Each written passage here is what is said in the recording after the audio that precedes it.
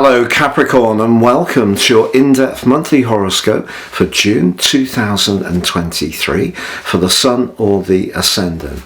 I'm going to share the standout details to look out for this month, but please stay with me. I will explore in much greater detail all the ins and outs, particularly relevant to your sign. And of course your ruling planet is Saturn, and Saturn is in an extremely stable link with Jupiter, the planet of growth, all through this month, and that really does hold great potential for you. It is true that your ruler is going to be entering its retrograde, which is annual, on the 17th, and it is going to be inverting through to the 4th of November. But the position that Saturn's in this year is very much to do with your personal expression, and because Jupiter brilliantly links with the North Node through the first 10 days of this month, that's in the part of your situation to do with where you can demonstrate your star quality. So Saturn can be very anchoring, Jupiter very charismatic, and the two really hold a lot of promise for you this month. But there's so much more to share with you, not least with that we have the summer solstice, which is occurring on the 21st, which is going to be critically important for your relationship hopes, as is a mystery influence at the start of the month, but also at its end too. If you're a returning visitor, thank you so much for joining me once more.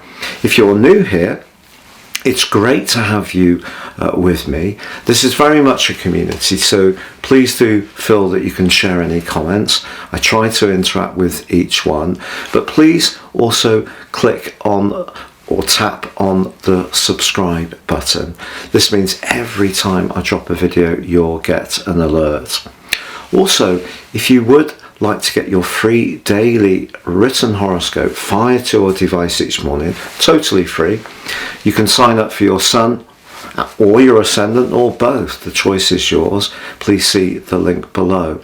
And if you would like to ascend above this zodiac broadcast and really embrace more serious astrology and the power of it and how it can influence your future so helpfully, if you give me 3 pieces of personal birth data of time, date and place of birth, I can provide for you your life roadmap report. This can help you to get a much more intimate understanding of the patterns that have impacted on your journey so far, but also how you can capitalize on your strength and avoid some of the challenges that may have repeated themselves. Also, my special package of 30% off, you can get your 12-month personal forecast, totally unique to you, which will give you searing insights for the months to come. If you don't know your time, my new solar package works in the same way, 30% off, the life roadmap and the forecast, but this is based on your sun. And if you enjoy sun sign astrology videos on YouTube, this is going to be something that you easily relate to, but can still give you some incredibly valuable insights. Please see the links below for more. So Capricorn, as you make your way into this new month, that collection of energy in the sign of Taurus is still enormously influential. But because Jupiter is aligning with the North Node, this influence is really quite rare. Jupiter usually takes 1 year to go through each of the 12 zodiac signs, but over the last couple of years has gone through a more eccentric pattern, going through 2 zodiac signs over the last 2 years twice. But it has, of course, last month moved into the most glorious part of your situation. And it hasn't been in this location since 2012. So think back to then, because that may be where you embraced some kind of creative pursuit or had a particularly social year where it may have been significant for your love life. Now, all of those things can come sharply into focus in the next 12 months. But that combination with the node suggests that where you're drawn, almost in a sensory way, is going to be very intriguing. So what you feel compelled towards at the start of this month gives you a little bit of an insight of how you can shape the next 12 months. But the Sun, ironically, as this month begins, is in a very practical area, the 6th house, very much to do with the physical realm, our organisation, our health in terms of our diet and of our nutrition and our exercise.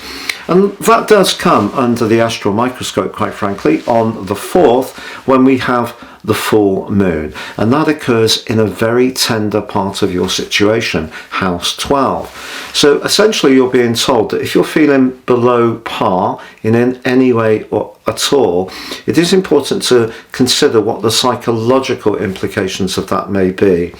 Also, in terms of your professional situation, I think there could be a little bit of jealousy washing around. Someone may not appreciate the amount of attention that you're perhaps receiving for your talents. Just watch out, because that person may not necessarily express their dissatisfaction or criticism in an open way. So there could be a little bit of plotting around your professional situation that you just need to be mindful about. But on the 5th, Venus, which is in an opposition at the very start of this month, that's that mystery aspect, with Pluto. Yes, Pluto had been in your sign. It actually returns to your sign on the 11th of this month, but right at the end of Capricorn. It's still in a retrograde. It's only been in Aquarius for 11 short weeks. It's going to be with you for the rest of this year. It will return to Aquarius on the 21st of January next year for 38 weeks before going back into your sign, and then eventually going into Aquarius for the long term in November of 2024. So, what can we take from that opposition? Well, it's possible that you could find yourself really drawn towards someone in a romantic context. And because Mars, the planet of passion, is in the 8th house, which is very sensual, I feel Venus in the 7th is very relatable. It's very much about trying to reach into other people's situations and find that balance between each person's needs. But Pluto brings a power potential into this. It could give you a lot of drive to get what you want, or someone else a lot of drive to get what they want from you. Will this be around a career matter? Will it be around a friendship? Will it be around a romantic attraction? That's dependent on you and your personal situation. But Venus joining up with Mars on the 5th is really exciting. You could benefit from someone else's financial fortune from now through to the start of October. Venus usually takes 28 days to go through each sign. This year it's going to be 4 months, so this is very rare. But the sign of Leo is a grand, rather regal sign. It loves attention, and Venus and Mars being in the 8th house is very much about intimacy. If you're someone who has got a healthy sex drive, well, the chances are you're going to want to get seriously loved up over these summer months. If you're in a relationship where you would like that, but there's not a lot of simpatico at the moment, the 8th house can be an area that we dive deep to try to understand what our needs are and explore whether they're being met or not. So you could find yourself trying to understand your deeper needs and motives, but those of a partner too. Interesting stuff. But Pluto inverses, as I said, into your sign again on the 11th, but also Mercury moves to join with the Sun on that day too. So Mercury moving out of the 5th house, where it's been very sunny and has brought that great sense of humour of yours into the open, it moves into the practical 6th, which is great in terms of processes. So the planet Mercury governs 2 signs, Gemini, which is very much to do with being flirty, quick-witted, communicating swiftly. The sign of Virgo is very much about precision, discrimination, processes. So you get both for you because it's hosted by Gemini, it's communication, but the application comes through its Virgoan energies, the 6th house. So details are going to be something that you're going to be keen to talk about. Maybe it is discussing the needs of a pet. 6th house can be to do with pets. Maybe it's to do with making your life run a little bit more like a well-oiled machine. It depends whether you're happy in your work. That full moon may have flagged up some dissatisfaction. So Mercury could see you applying for jobs, sending in those applications. But if there is a part of your existence that you can get working a little bit more efficiently, Mercury and the Sun are giving you the platform to do it. Now, if you're someone who likes your home particularly to be very ordered, you may be thinking, I don't really see where I can apply this, Patrick. But remember, Mercury's rulership of Virgo is very much about marginal gains. It can be 2.5% change here, 5% change there, 7.5% change there, and if we make lots of little adjustments, it can actually affect the overall mass of our situation in quite a significant way. So don't neglect that Mercury can be very useful, but it could also make you a little bit more edgy and a little bit more picky about what other people are doing around you that is not contributing to your sense of order. So I'm sure that you'll be able to work out what some of those issues are, because if we live with people, we all do or receive certain ways of being that perhaps are not quite our exact cup of tea, and that's where tolerance comes in. So I think that Mercury is going to test tolerance a little bit on the domestic front especially. Now, I mentioned to you about Saturn going retrograde on the 17th. So when it comes to your mode of transport, don't be surprised if you have to do some kind of repairs between now and the 4th of November, a servicing, or you actually change your mode of transport, or you're changing your technology in some way. Saturn can limit, even though it's in this very healthy link with Jupiter all this month. But right at the heart of this month, in week 3, the Sun is in a dust-up with Pluto, and we also have the Sun in a dust-up with Neptune. What does this mean? Well, it all crystallises on the new moon of the 18th in that 6th house of practicalities, but it's compromised by Neptune, which can be distorting. So however much you're trying to concentrate on something, be very practical and process things in a very systematic way, Neptune could really put a kind of mysterious proverbial spanner in the works. For no practical reason at all, things can just get lost or bogged down, or you could feel a little confused over the following month, or other people's information back to you may not seem as clear as you would like.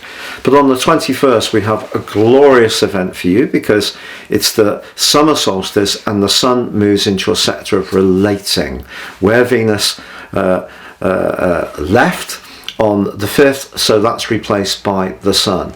But this is in a quincunx with Pluto. Now, by this time, Pluto's back in your sign, but for simplicity purposes, I think we need to still think of it as house 2, because it's right at the end of the sign of Capricorn. So a 2-7 quincunx, 150-degree angle, makes it difficult to integrate how you relate to people around resources or your values, and that could be a bit of a theme through the next 3 months. However, Mercury joins the Sun on the 28th, and that will bring clarity.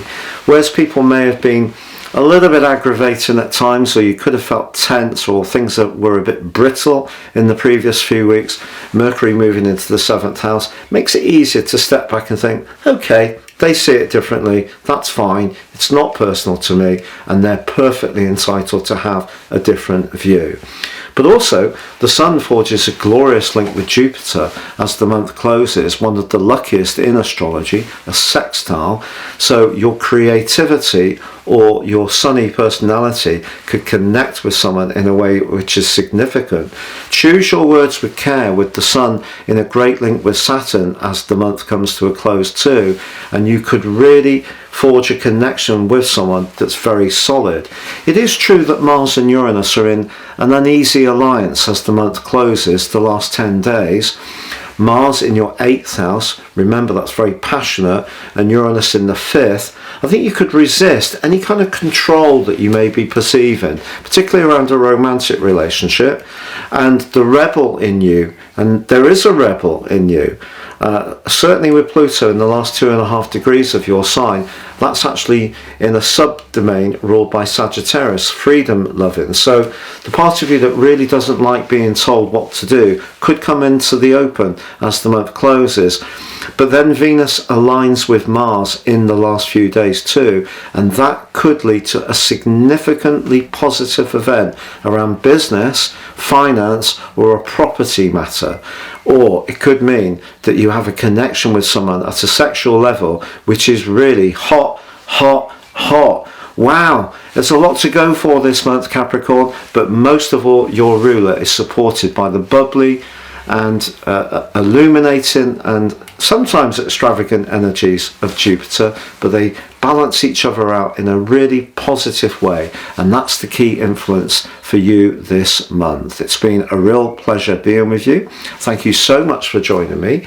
Please like, comment or subscribe.